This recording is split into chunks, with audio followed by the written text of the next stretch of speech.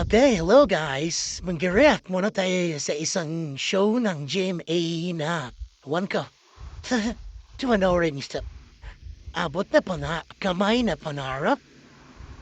Nakakatawa no. Pero lang used to tayo no. Pero fan din. Yung pala daw GMA. Pero ito panoorin niya. Panoorin natin tayo. May isang sina ang ginahidol siya. Mir, alas go. Atawa talaga. Ito na. Lumaki kasi ako sa farm.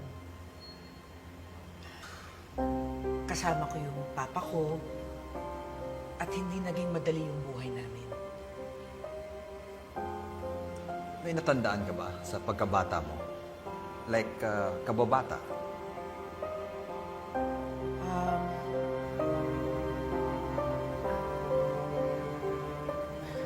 Wala akong maalala, Your Honor. Hindi kami nakikipagbiruan, Miss Go. Kayo naman, masyado naman kayong seryoso. Pinapalahitin ko lang yung usapan.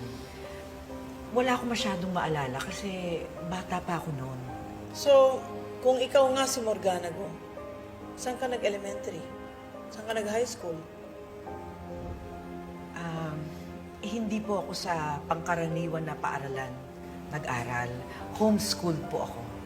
Miss Go, would you please tell us the name of your homeschool provider? Hindi ko na po maalala eh. Basta ang naalala ko, tinuruan ako ni Teacher Juvelin. Wala kang maalala? Wala ka talagang maalala kahit ano? Talaga? O wala kang maalala kasi hindi ikaw si Morgana Go? Nakakasakit sa ulo, di ba? Napanood niya yun. Ay siguro lahat na nakapanood ng ganun ni.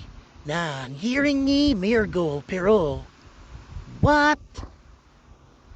Ginaya nila yung scene na yun. Para lang may maipalabas sila. May magaya sila. Ang what? Quality, low quality, poor quality, grabe. Useless lang yung production staff, writer, director. Yung siyempre, di ba, isipin mo yung tumanggawa sila ng ganun, ilang taon na ba yung abot na pangarap na kamay? Ano ba yun? Tama ba? 2 years siya, tas sobra. Pero, tignan mo naman sila mag-isip. Ano ba?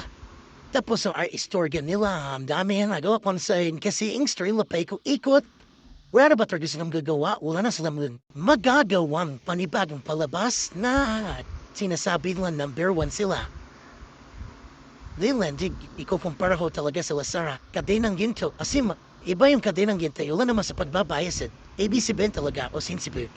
Pero, i-compare mo lang sila sa dalawa. Ang kadenang ginto may istorya pa eh. Nagtapos na sila pero